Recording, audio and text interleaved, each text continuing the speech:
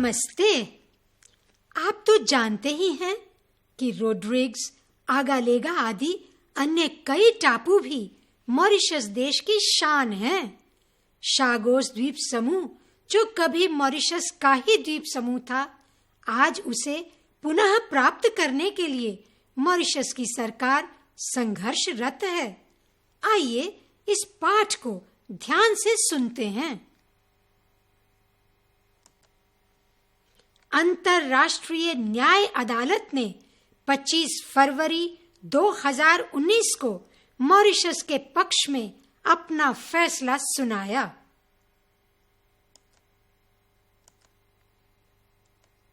इसके अनुसार शागोस द्वीप समूह मॉरिशस का ही एक भाग है।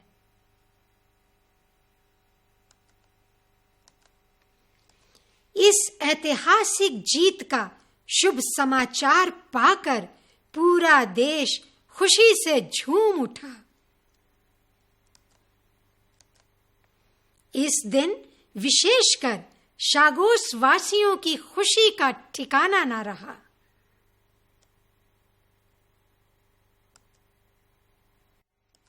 शागोस की जीत प्रत्येक मॉरिशस वासी की जीत है।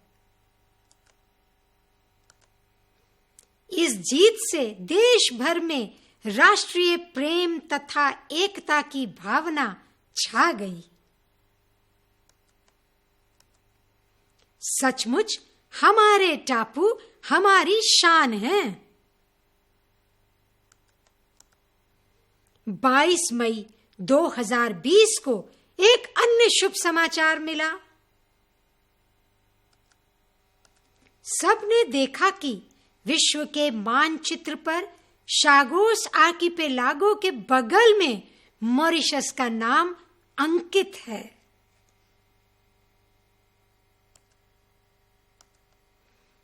इस नाम परिवर्तन को देखकर आशा उत्पन्न हुई है कि एक दिन शागोसवासी स्वतंत्र रूप से अपनी जन्मभूमि पर पुनः बस पाएंगे।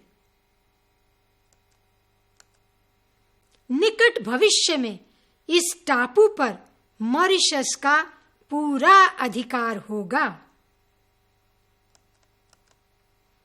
ऐसा सभी को विश्वास है। अब पाठ में आए कुछ कठिन शब्दों तथा मुहावरों के अर्थों को समझते हुए उनका वाक्य में प्रयोग भी सुनते हैं। शब्द है ऐतिहासिक, अर्थ है इतिहास से संबंधी। चलिए वाक्य सुनते हैं। भारतीय गिरमिटियों की दर्द भरी कहानी मॉरिशस का ऐतिहासिक सत्य है। शब्द विशेषकर अर्थात खासकर। इस जुटाव में विशेषकर वृद्ध लोगों को बुलाया गया है। प्रत्येक अर्थात हर एक। देश में एकता बनाए रखना प्रत्येक नागरिक का कर्तव्य है। राष्ट्रीय अर्थात राष्ट्र संबंधी। त्रुकेचिया हमारे देश का राष्ट्रीय फूल है। एकता, एक होने का भाव। आर्थिक प्रगति के लिए देश में एकता आवश्यक है। अधिकार अर्थात हक। जो कर्तव्यों की पूर्ति ईमानदारी से करते हैं, उन्हें उनके अधिकार भी मिल जाते हैं।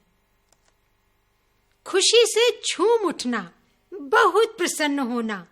मुख्य अध्यापक की बात सुनकर सभी छात्र खुशी से झूम उठे। खुशी का ठिकाना ना रहा, अर्थात बहुत खुश होना। कक्षा में प्रथम आने पर मेरी खुशी का ठिकाना न रहा।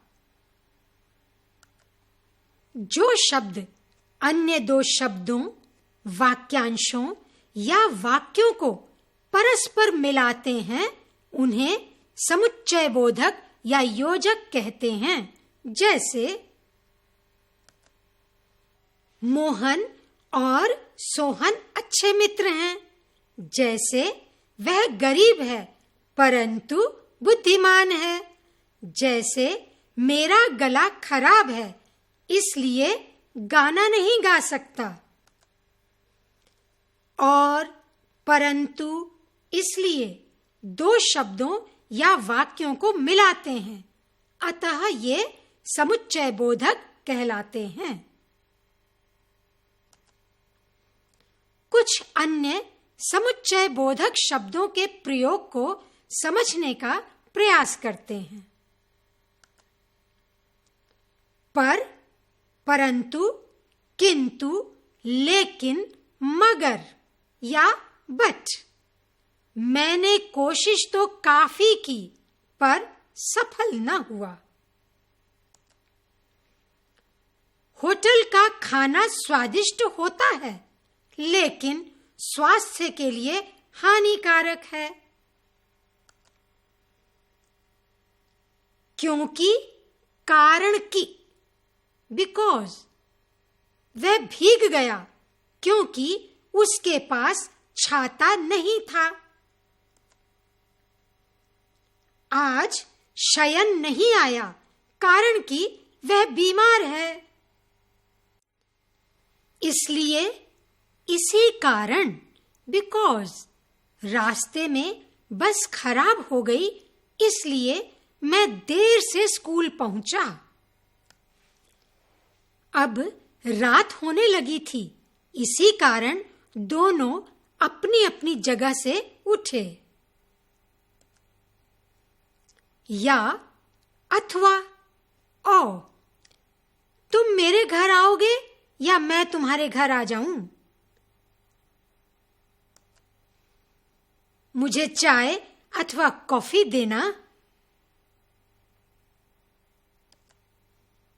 तथा और एंड। बच्चों ने बगीचे से आम तोड़े तथा भाग गए। बच्चे ने दूध पिया और सो गया। अन्यथा, नहीं तो, अदरवाइज। तुम परिश्रम करो अन्यथा असफल हो जाओगे। जल्दी करो नहीं तो देर हो जाएगी। ताकि, जिससे, सो दैट। रात को जल्दी सोया करो ताकि सुबह जल्दी उठ सको। मेहनत से पढ़ाई करो जिससे परीक्षा में सफल हो सको।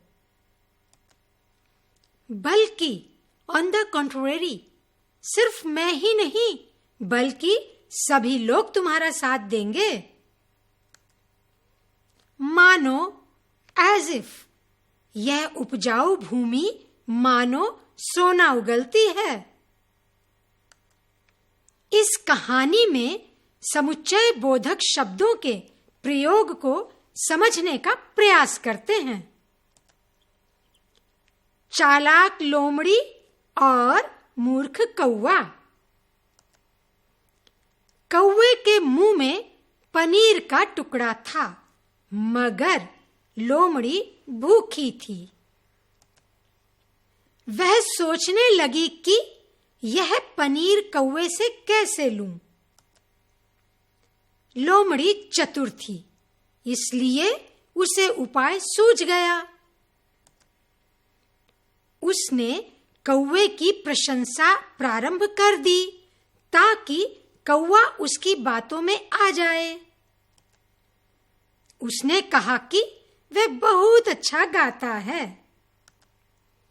उसकी आवाज मधुर है, इसी कारण वह उसका गाना सुनना चाहती है।